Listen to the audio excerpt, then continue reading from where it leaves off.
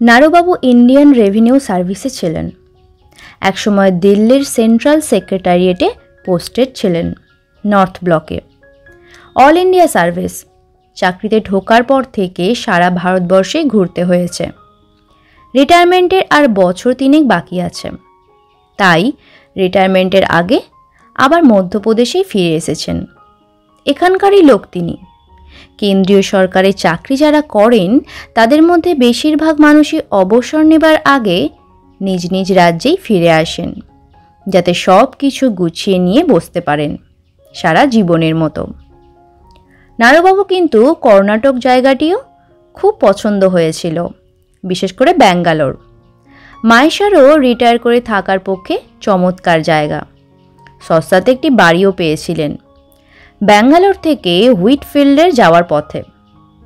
থাকুন আর নাই থাকুন, তখন কিনে রাখলে আজকে সেই বাড়ি বিক্রি করেই বড়লোক হয়ে যেতে পারতেন। ব্যাঙ্গালোর থেকে হয়তো যেতেনও, যদি না তার স্ত্রী মিনতিকে আর্থারাইটিস কাবু করে ফেলতে পারত।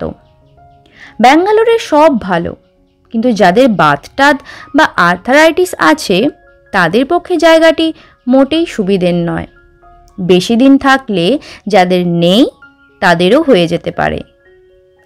অনেক দেখে দেখে ভেবে টেবে নিজ রাজ্য, নিজের ছোটবেলায় এবং প্রথম যৌবন যেখানে কেটেছে সেই জব্বলপুরেই ফিরে এলেন। মধ্যপ্রদেশের রাজধানী ভোপালেই ছিলেন গত বছর, সেখান থেকেই এসেছেন জব্বলপুরে। ভাগ্যিস সিভিল লাইন্সে 5 পেডিতে তাদের বাবা এবং বর্দার তৈরি বাড়িটি ছিল। বর্দা আর নেই, ব্যাচেলার ছিলেন তিনি। মেজদা হারু কলকাতায় গিয়ে সেটেল করেছেন, বৌদি বালিগঞ্জের মেয়ে। কলকাতার বালিগঞ্জের তুলনায় জব্বলপুর যে থাকার মতো একটা জায়গাই নয়, এ কথা সম্বন্ধে বৌদি এবং মেজদার কোনো দ্বিমত ছিল না। কলকাতায় বাঙালিদের যে কি মধু আছে তা তারাই জানেন। গত বছর মেজদার মেজ ছেলের বিয়েতে দিন 4 জন্যে যেতে হয়েছিল। নিঃশ্বাস নেওয়া যায় না, হাঁটা যায় না ভিড়ে। স্কুল, কলেজ, হাসপাতাল, যানবাহনের অবস্থা দেখে বাঙালি হয়েও কলকাতা সম্বন্ধে সব মোহই উবে গেছে তার। পালিয়ে আসতে পেরে বেঁচেছেন। লোডশেডিং, ম্যালেরিয়া, পাড়ায় পাড়ায় গুন্ডা মস্তানদের অত্যাচার, এসব দেখে বাঙালি হিসাবে বড় লজ্জিত হয়েই ফিরে এসেছেন তিনি। জব্বলপুরের সিভিল লাইন্স বেশ অভিজাত পাড়া, নিরিবিলি, ছিমছাম। মিনতি যদি থাকতো তবে রিটায়ার লাইফ খুব সুখেই কাটাতে পারতেন নারুবাবু। মিনতিরও পছন্দ ছিল খুব জব্বলপুর জায়গাটা, কিন্তু মানুষ যা ভাবে তার কমই সত্যি করে তোলা যায় এক জীবনে। মিনু হঠাৎ চলে গেছে যখন দিল্লিতে থাকতেন ওরা। গলায় ক্যান্সার হয়েছিল, অনেক দেরিতে ধরা পড়েছিল, কিছুই করার গেল না। জর্দার নেশা ছিল খুব, ঘন ঘন পান খেত জর্দা দিয়ে। সময় সব কিছু ভুলিয়ে দেয়, সময় বড় বেঈমান, অকৃতজ্ঞ। আজকাল দিনান্তে মিনুকে মনে করার সময় একবারও হয় না।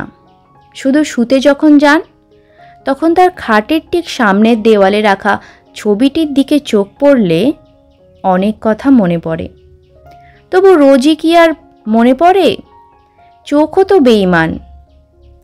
5 পেডিতে তাদের বাড়ির পাশের বাড়ি ছিল রায় সাহেবদের।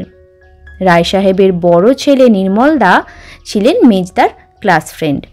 মস্ত বাংলো টাইপের বাড়ি, সামনে ছোট্ট লন আর পেছনে বাগান। তখন বাগান ছিল মানে নারুবাবুর ছোটবেলায়। গাছগুলো এখন এত বড় হয়ে গেছে যে দূর থেকে জঙ্গল বলে মনে হয়। রায় সাহেবের বড় ছেলে নির্মলদার স্ত্রী ছোট বোন নিরুপমা। তখন 3rd ইয়ারে পড়েন নারুবাবু। নিরুপমা সবে স্কুল ফাইনাল পরীক্ষা দিয়ে দিদি জামাইবাবুর কাছে বেড়াতে এসেছে। 2টি বাড়ির পেছনেই মস্ত বাগান, এখন আরও ঘন হয়েছে। গাছগুলো সব মহিরুহ হয়ে উঠেছে।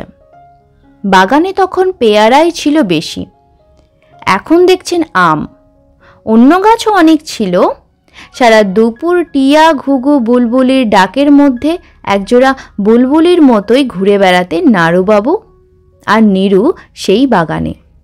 কত কি নিয়ে আলোচনা করতেন, গান, সাহিত্য, ছবি। মাত্র 1.5 বছর ছিল নীরু।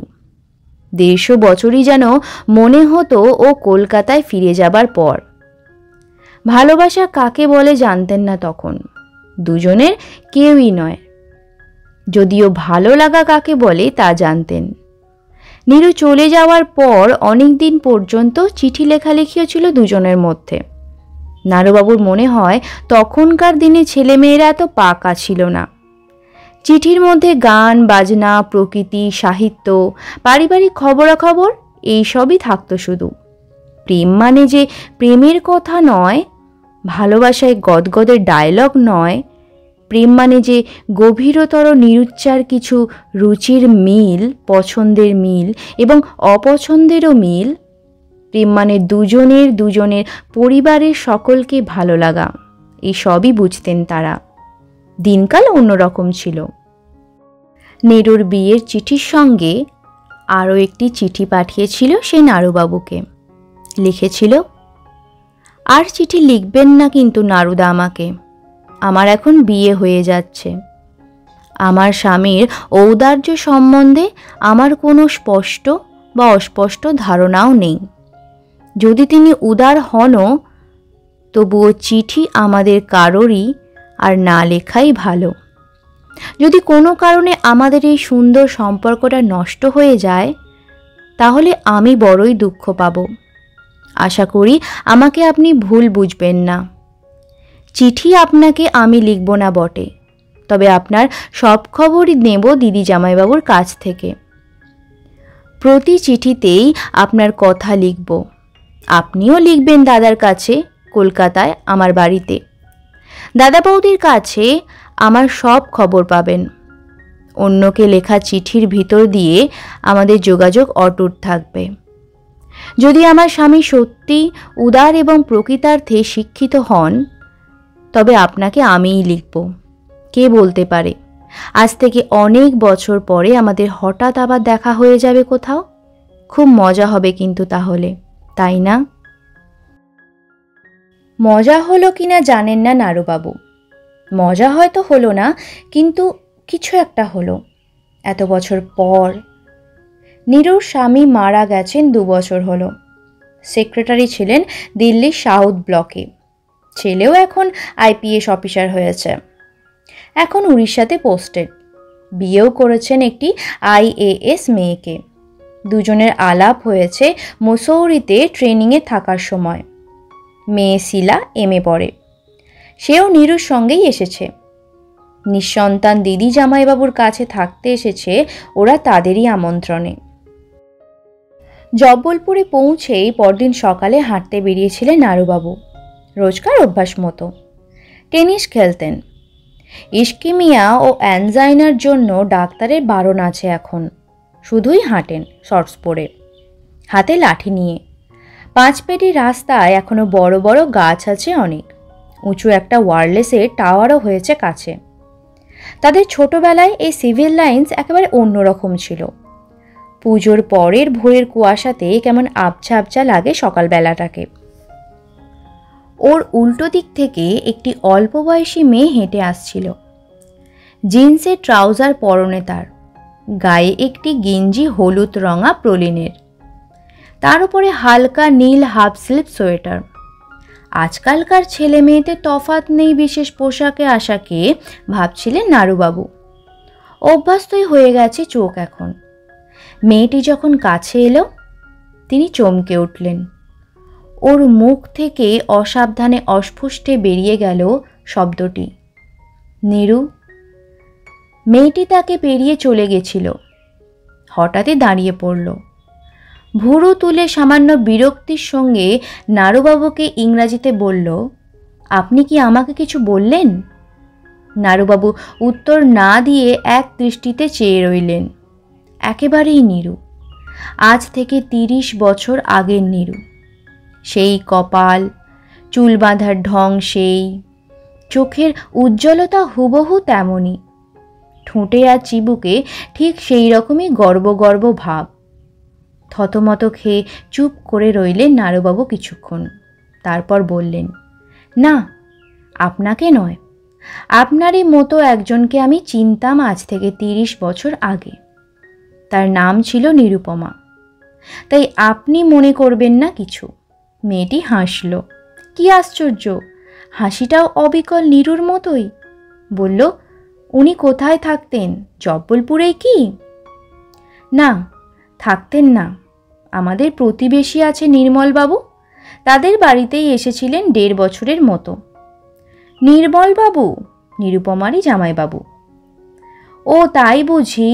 নির্মলবাবুর পদবী কি? রায়, নির্মল রায়। রায় সাহেব পরেশ রায়ের ছেলে। আপনি কি চেনেন নাকি নির্মলদাকে, নির্মলবাবুকে? নারুবাবু উৎসাহের সঙ্গে শুধলেন। বললেন, কোনো আত্মীয়তা আছে কি? না না, চিনি না। আমি কি করে চিনব? চলি। বলেই মেয়েটি চলে গেল। অনেকক্ষণ ওর চলে যাওয়ার দিকে চেয়ে রইলেন নারুবাবু। হাঁটার ধরনটাও অবিকল নীরুর মতোই। চলকে চলকে অদৃশ্য কোনো বাজনা বাজিয়ে চলছে যেন। নারুবাবু একবার মনে হলো যে মেয়েটির চোখে কথা বলার সময় যেন প্রচ্ছন্ন কৌতুক ঝিলিক মারছিল। ঠিক বুঝলেন না। নতুন বাইফোকাল চশমা নিয়েছেন, মাঝে মাঝে চলতে গিয়ে হোঁচট খান। যা দেখতে চান তা চোখের মধ্যে লাফালাফি শুরু করে। তাই এই কুয়াশা ভরা হেমন্তর ভোরে চশমা না নিয়েই বেরিয়েছিলেন। মেয়েটির মনের গোপন ভাবটি ঠিক ভালো করে ঠাউর করতে পারলেন না। কেন যেন ওর মনে হতে লাগলো এই মেয়েটি নিশ্চয়ই নীরুরই মেয়ে। কে জানে, নীরু কি বেঁচে আছে? সত্যিই কি কারোর সঙ্গে দেখা হলো তার একটু আগে? পেছনে চেয়ে দেখলেন, না। ঝুপড়ি ঝুপড়ি বড় গাছপালার তলায় কুয়াশার চাপ। মেয়েটিকে, তার স্মৃতিকে খেয়ে ফেললেছে কুয়াশা। শিলা জগিং করে বাড়ি ফিরেই ডাকল, মা। নিরুপমা বাড়ির ভেতরের উঠানের দাওয়ায় বসে জলখাবারের জন্য কুটনো করছিলেন। জামাইবাবু নির্মলদা ডালপুরি খেতে ভালোবাসেন। ডালপুরির সঙ্গে বেগুন ভাজবেন বলে বেগুন কুটছিলেন। আজ রবিবার। ওদের অবশ্য এখন রোজই রবিবার। মা। নিরুপমার মাথার মধ্যে ধাক্কা দিল শিলা। হলোটা কি? সকালবেলা তো চেঁচাচ্ছিস কেন? চিৎকার শুনে নির্মলবাবুও বেডরুমের বারান্দা থেকে বেরিয়ে এলেন।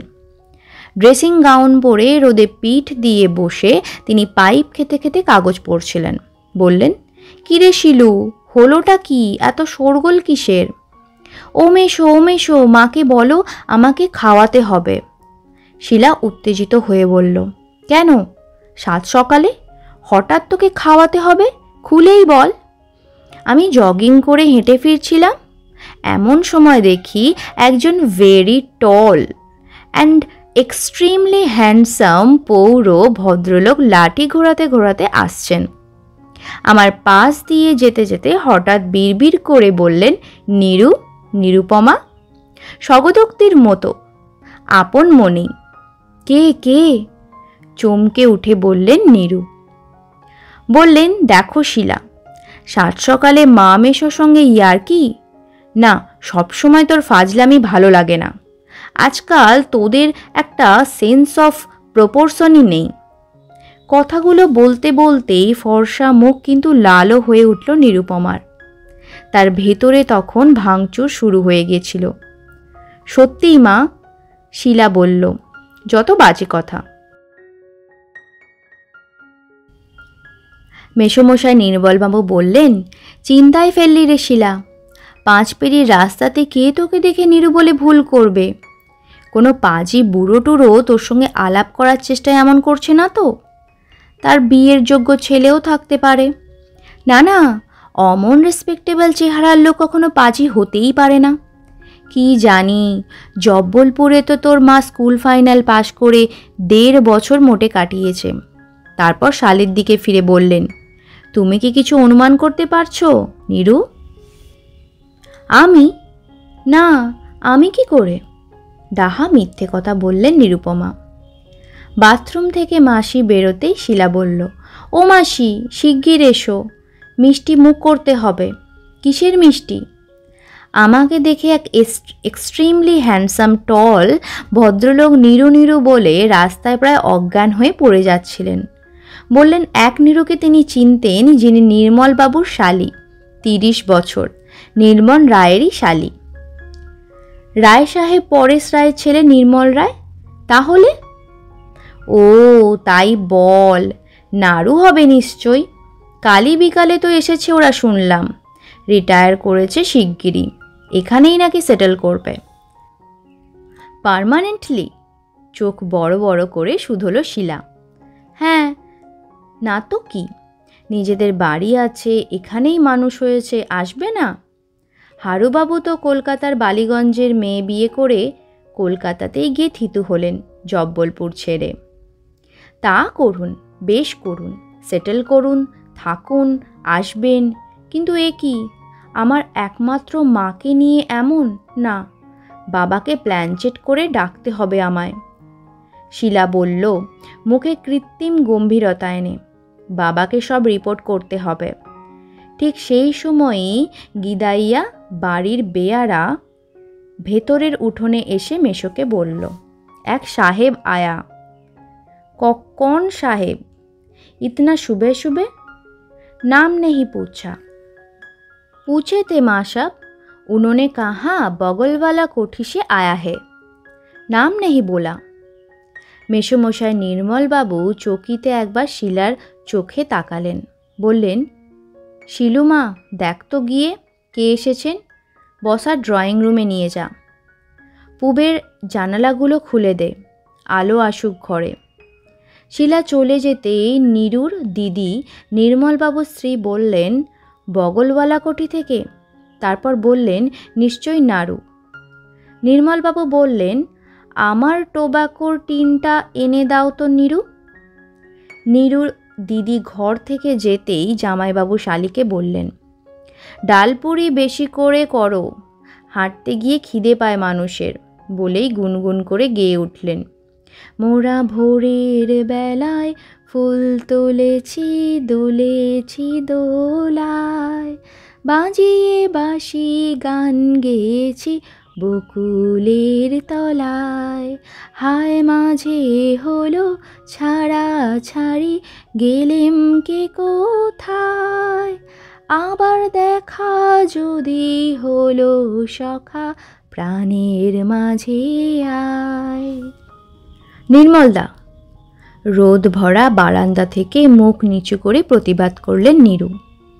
তারপর কুটনো কাটা ছেড়ে উঠে দাঁড়ালেন, বললেন, আমি বাথরুমে যাচ্ছি, তাড়াতাড়ি আজ চান করব, আজ ওরও মৃত্যুদিন। শিলুটা জানে, তবুও সবসময় কি ইয়ার্কি ভালো লাগে বলুন নির্মলদা? আজকালকার ছেলে মেয়েদের মধ্যে গভীরতা বলে কি কিছুই নেই? নির্মলবাবু বললেন, সরি নীরু, মনে আমারও ছিল না, 5-5টা বছর কোথা দিয়ে কেটে গেল। আচ্ছা, যদি নাড়ু তোমার সঙ্গে দেখা করতে চায় কি বলবো? বলবেন যে আজ নয়, আজ আমার শরীর ভালো নেই, ব্লাড সুগারটা বেড়েছে। তাছাড়া বলবেন যে ওর আর আজ মৃত্যুদিন, আমার মন ভালো নেই। পারু পাইপের টোবাকোর টিনটা নিয়ে এসে দিলেন নির্মলবাবুর হাতে। অবাক হয়ে বললেন, ও কি, নীরু কোথায় গেল? বাথরুমে। হঠাৎ কেন? আজকে শ্যামলের মৃত্যুদিন। এ কথা তুমি আমাকে আগে বলবে তো। না জেনে নীরুর সঙ্গে ফাজলামি?